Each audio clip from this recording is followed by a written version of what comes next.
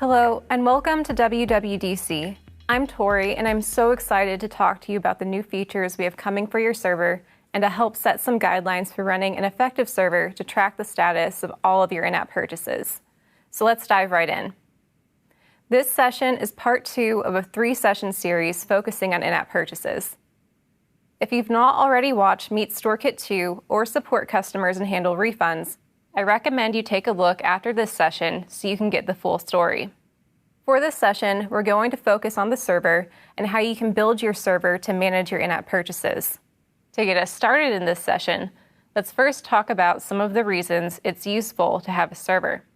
Having a server is useful for several reasons, and in the case of in-app purchase, most of them revolve around tracking status. When you have a server, we're able to notify you in real time when the status of one of your in-app purchases changes through App Store server notifications, and you can call us on demand to check status at any time using server-to-server APIs. Having a server allows you to validate customer access to your content, even if their device is offline or if the status changes outside the app.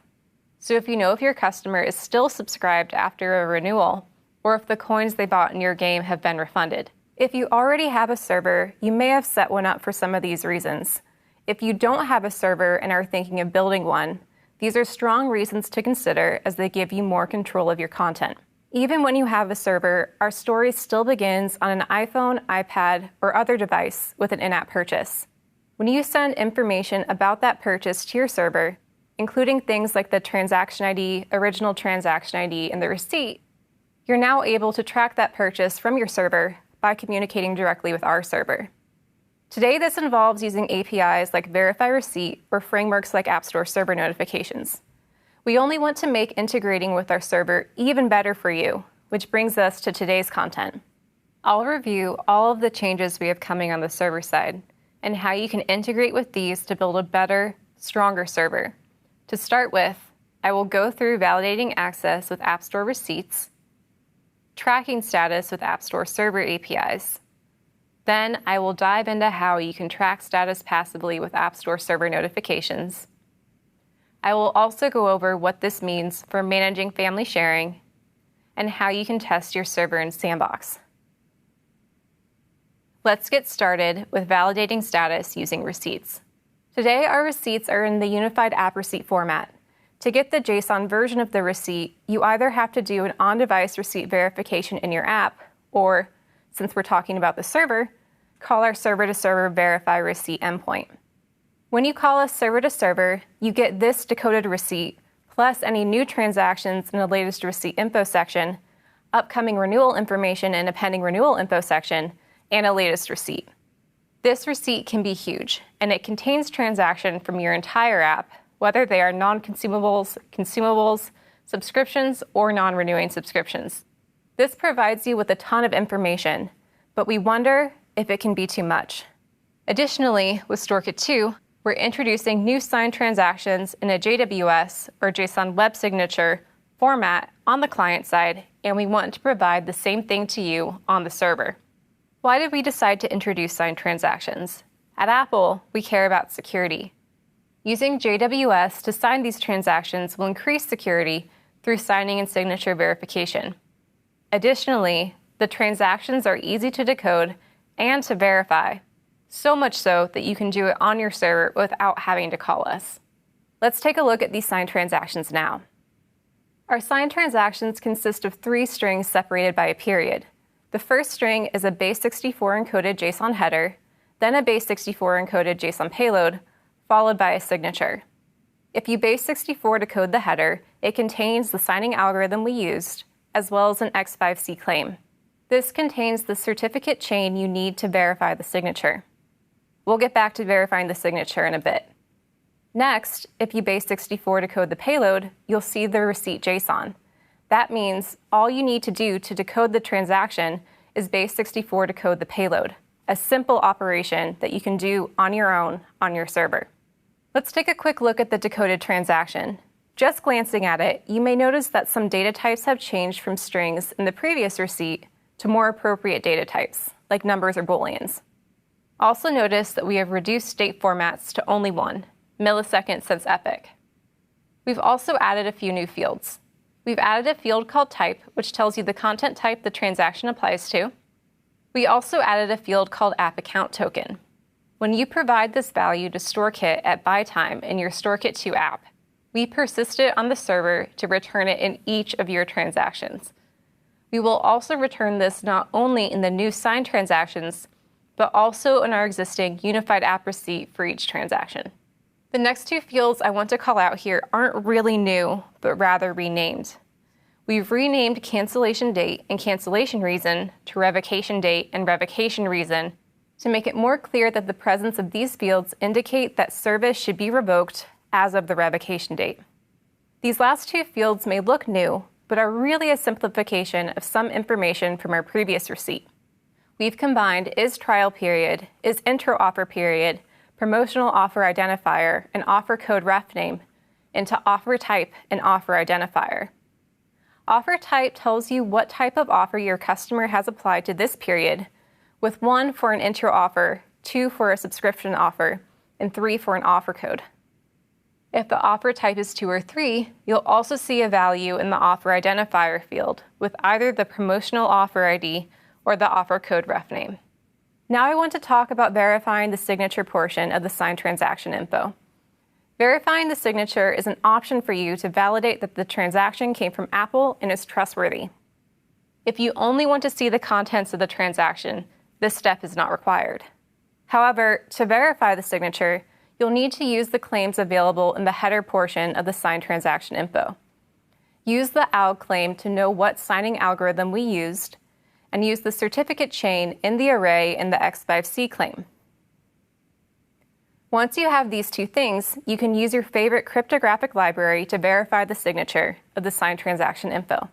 So that covers our changes for App Store receipts, or as we call them now, signed transactions. Now let's move on to how you can check status with APIs. So while you don't need an API like today's Verify Receipt to verify the validity of your signed transactions or to decode the transactions, we still wanted to build APIs that would help you on your server. That is why we're introducing a brand new library of App Store server APIs this year at WWDC that will provide you with some new features previously unavailable to you on your server, and will also make use of our new signed transactions. So we're going to talk about two brand new APIs right now, the Subscription Status API and the In-App Purchase History API. First, I want to talk about the Subscription Status API. The Subscription Status API provides the latest status of your auto-renewable subscriptions, indicated by an original transaction ID from your app. With this API, you'll get a quick answer as to your subscriber status. You'll quickly know whether their subscription is active, expired, in a grace period, or other states with one simple check. Let's take a look at it now. The request to this API is simple, requiring only an original transaction ID in the URL. The response from this API contains a status for every subscription your customer is subscribed to in your app, grouped by subscription group identifier. For each subscription group identifier, we provide a list of the latest transactions with an entry for each original transaction ID in the subscription group. Each entry in this array contains a status, the original transaction ID, assigned transaction info, and assigned renewal info, also signed in a JWS format. Let's take a closer look at that status field now. The status field will give you a quick answer as to the status of your subscription, so you can know whether to unlock service for your subscriber. We're starting with 5 possible values for status. 1, meaning that the subscription is active. 2, meaning that the subscription is expired. 3, meaning that the subscription is in a billing retry period. 4, meaning that the subscription is in a grace period. And 5, meaning that the subscription access has been revoked due to a cancellation or some other event. Looking at the status field gives you a quick answer about your subscription. For more information on that status, you can look at the payload of the signed transaction info and the payload of the signed renewal info. To decode the signed renewal info, follow the same steps as you would for the signed transaction info by base 64 decoding the payload portion. You can additionally verify the signature of the signed renewal info in the same manner using the header. Once decoded, you'll see something like this. The renewal info contains the same fields we offer in the pending renewal info section of Verify Receipt today, with some updates such as including only one date format and making some fields booleans or numbers where applicable. We will also be adding our new fields offer type and offer identifier to the signed renewal info. This will let you know if the customer plans to redeem an offer at their next renewal. In addition to the subscription status API, we want to provide a way for you to get all of the transactions associated with your app, much like we provide in the latest receipt info section of Verify Receipt today. For this reason, we're also adding an in-app purchase history API. The in-app purchase history API will provide the history of all transactions for your app, much like you receive in the latest receipt info section of Verify Receipt today. The key difference here is each transaction will be in the new signed transaction info format, and the API will be paginated to control the size of the response you receive from the App Store. The initial request for this is, like the subscription status API, quite simple. We require only an original transaction ID from you to process your request. In the response, you'll receive app metadata like your app's Apple ID and bundle ID, and an array of the latest 20 transactions for your app in our new signed transaction info format. We return 20 signed transaction infos to you per request. If you have more transactions, look to the has more and revision values in the response. Has more will be true if there are more transactions remaining for your app. In this case, make another request, passing the revision token as a query parameter to get the next 20 transactions. Repeat this until has more is false. Now let's pivot and talk about how all of the App Store server APIs will be consistent with each other. They will all be behind JWT or JSON Web Token authentication, support our new signed transactions, and feature JSON request and response formats. And best of all, they all key off of an original transaction ID that you provide in the request, rather than requiring a receipt and a shared secret in the request. Now I want to cover JWT authentication. All of our new App Store server APIs will make use of JSON Web Token, or JWT, authentication. We chose this to increase the security of communication between our server and yours.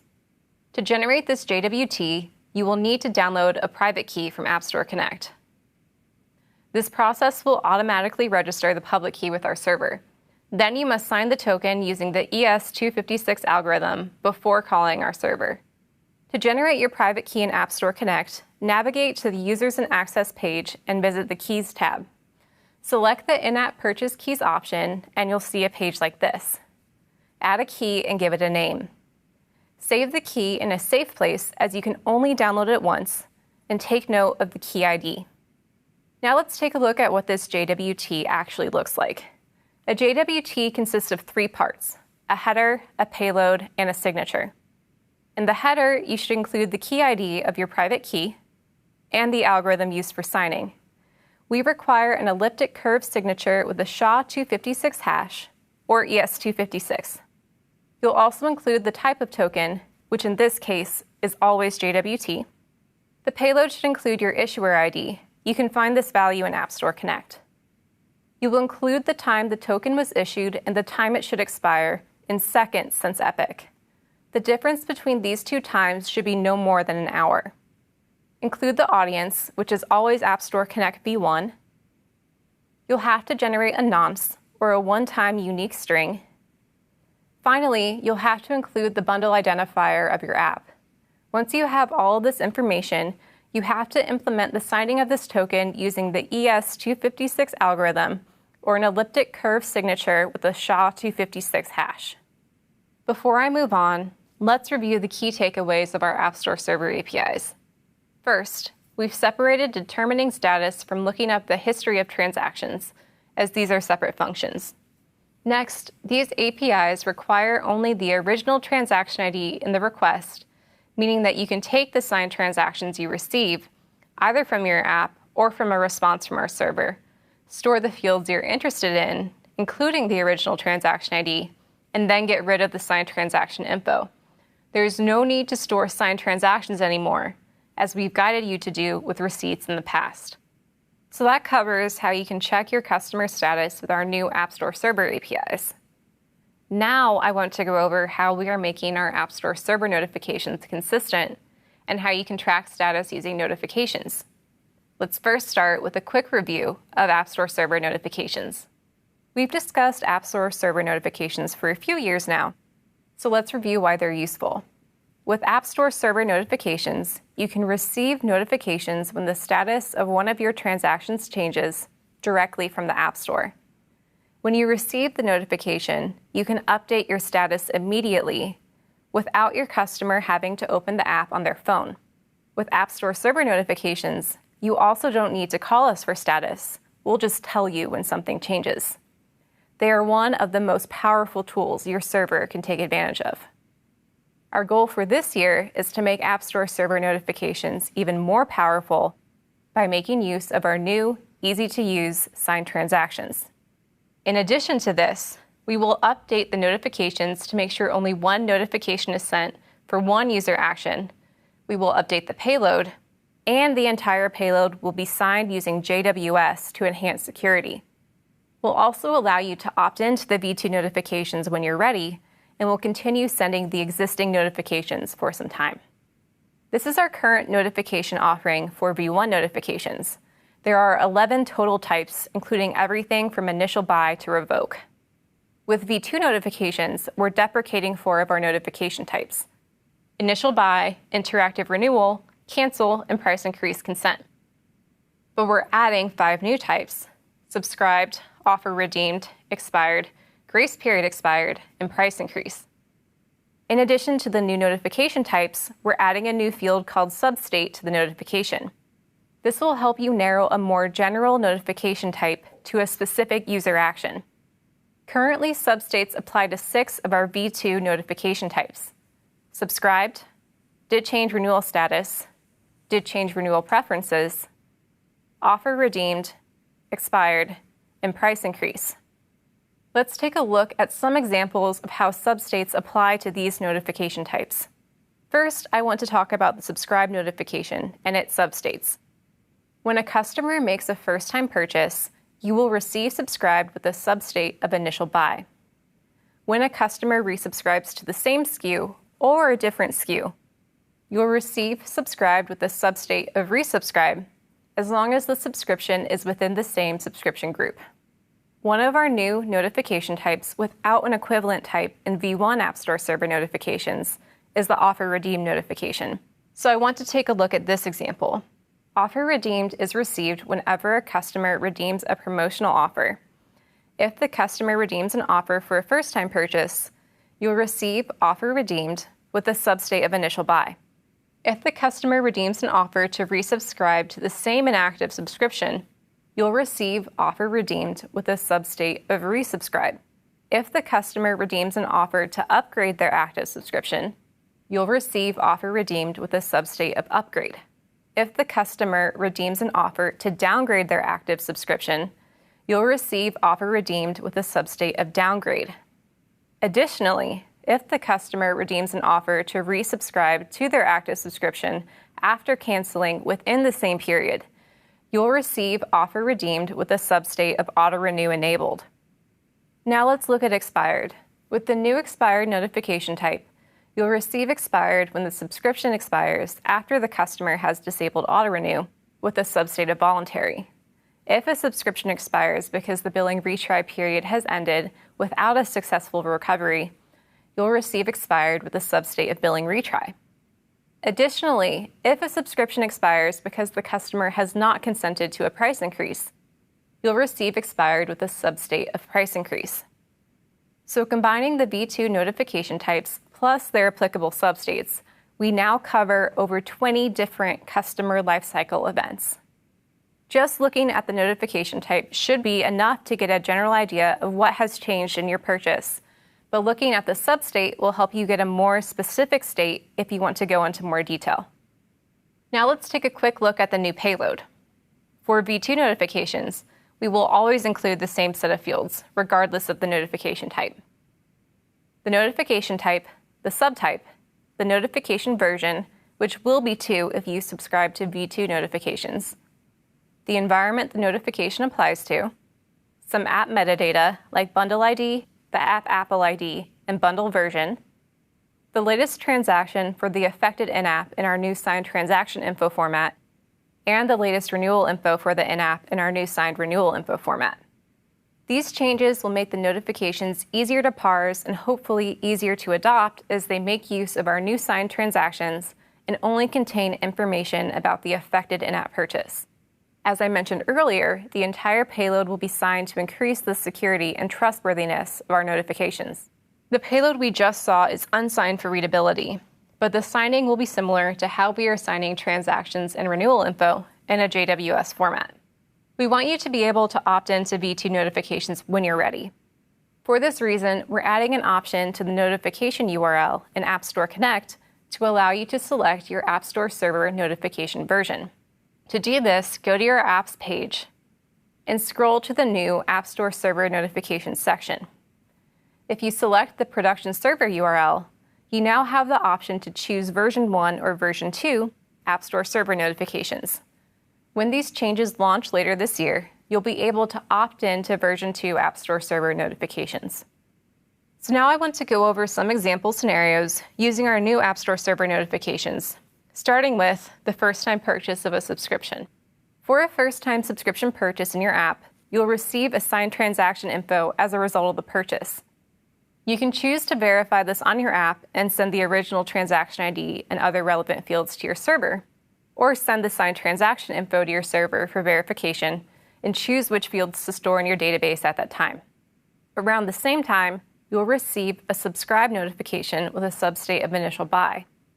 Now that the signed transaction info in the notification contains the app account token, you can immediately link this notification to your in-app user, even if communication is lost between your server and your app after the purchase. There's no need to call our server to verify the signed transaction info. You may call our server at any time if you wish to check the status or in-app purchase history API by sending us the original transaction ID. Now I've covered purchasing a subscription, let's move on to subscription renewal. Now we've reached the renewal of this subscription. If this subscription renews successfully, you'll receive a notification type did renew. You can look at the signed transaction info and the signed renewal info in the payload to verify the next renewal date of your subscription and your customer's renewal preferences for their next renewal. You can also schedule a job to call our subscription status API to check the status of your subscription at its renewal time as a failover mechanism. Once again, there's no need to call us to verify the transaction you receive in the notification. Of course, auto-renew doesn't always go according to plan, especially if there is a billing issue. So now I want to cover grace period and billing retry. Now let's suppose that your subscription did not renew as expected. When this happens, we notify you with the did fail to renew notification. If you have grace period enabled and the subscription exits the grace period without renewing successfully, we send you a grace period expired notification, and you can know that your customer has entered the billing retry period. If the subscription still is not recovered during the billing retry period, we'll send you an expired notification with the substate of billing retry. If we recover the billing of the subscription during the grace period or the billing retry period, we'll send you a did recover notification. No matter the outcome of the renewal, we notify you of the result with a V2 notification containing a signed transaction info and signed renewal info. You can call the subscription status or history API at any point in this process to double-check your subscription status.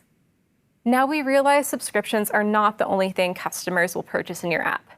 So now let's pivot and cover what to expect during a first-time purchase of a consumable.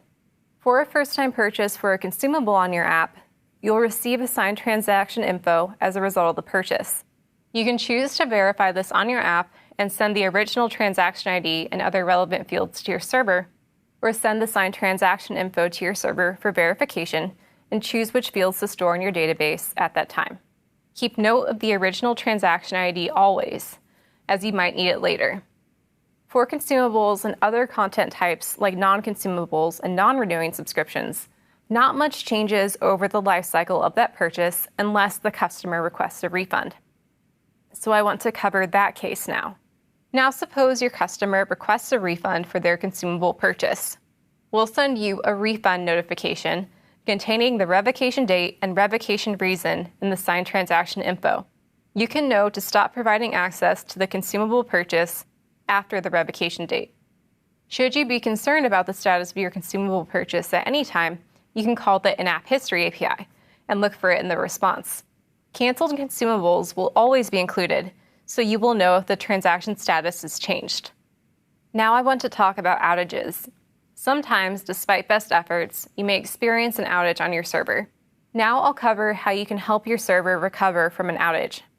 If you experience an outage on your server and you miss App Store server notifications, you'll want to know what has changed in the interim.